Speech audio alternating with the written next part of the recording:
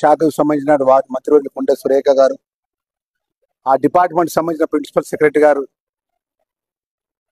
Shailaja madam గారు, వారికి సంబంధించిన ఎండోమెంట్ అధికారులు, ఇంజనీరింగ్ అధికారులు, ఎండోమెంట్ సంబంధించిన అడ్వైజర్ గారు, జిల్లాకు సంబంధించిన జిల్లా కలెక్టర్ గారు మన రాబోయే రోజుల్లో ఈ ధర్మపురి లక్ష్మణ దైవ క్షేత్రాన్ని ఒక మాస్టర్ ప్లాన్ గా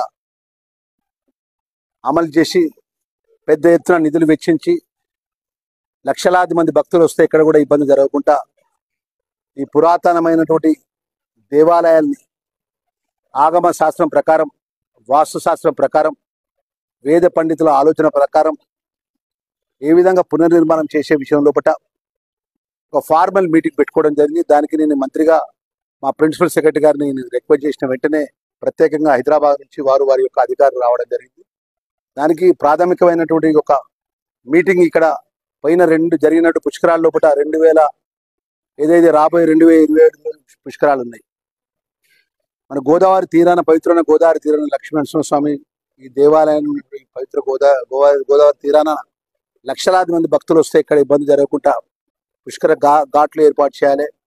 శ్రీ లక్ష్మీనరసింహస్వామి దైవక్షేత్రం, ఉగ్రనరసింహస్వామి, లక్ష్మీనరసింహస్వామి, వేణుగోపాల స్వామి, ఏడుకొండల స్వామి, అదేవిధంగా యమధర్మరాజు, ఇక్కడ ఈ యొక్క లక్ష్మీనరసింహస్వామి ప్రాంతంలో ఉన్న అనేకమైన పురాతనమైన దేవాలయాలు ఏ విధంగా వాటిని అభివృద్ధి చేయాలనే ఒక ఆలోచన పరంగా మాస్టర్ ప్లాన్ ఏ విధంగా అమలు చేయాలని చెప్పి, ఏదైతే న్యారో రోడ్ ఉన్నాయి ఆ న్యారో రోడ్లకు సంబంధించినటువంటి ఎవరైతే ఆ పక్కనే ఉన్నటువంటి ఇళ్ళని ఏ విధంగా యజమానులతో మాట్లాడనే ఒక ఆలోచన పరంగా మరి ఈరోజు ఒక మా ప్రాథమికమైన మీటింగ్ చేయడం జరిగింది. తప్పకుండా గౌరవ ముఖ్యమంత్రి గారి యొక్క నేతృత్వం లోపల రాబోయే రోజుల్లో పెద్ద ఎత్తున ఈ ప్రాంతం మాస్టర్ ప్లాన్ అమలు చేసి ఈ ప్రాంత దేవాలయాలన్నీ కూడా గొప్పగా ఈ లక్ష్మీనరసింహ దైవక్షేత్రాన్ని పునర్నిర్మాణం చేస్తామనే విషయాన్ని మీ ద్వారా తెలియజేస్తున్నాం. శాఖకు సంబంధించిన మంత్రివర్యులు కొండ సురేఖ గారు, ఆ డిపార్ట్మెంట్ సంబంధించిన ప్రిన్సిపల్ సెక్రటరీ గారు శైలజ మేడం గారు, వారికి సంబంధించిన ఎండోమెంట్ అధికారులు, ఇంజనీరింగ్ అధికారులు, ఎండోమెంట్ సంబంధించిన అడ్వైజర్ గారు, జిల్లాకు సంబంధించిన జిల్లా కలెక్టర్ గారు మన రాబోయే రోజుల్లో ఈ ధర్మపురి లక్ష్మణ దైవ క్షేత్రాన్ని ఒక మాస్టర్ ప్లాన్ గా అమలు చేసి పెద్ద ఎత్తున నిధులు వెచ్చించి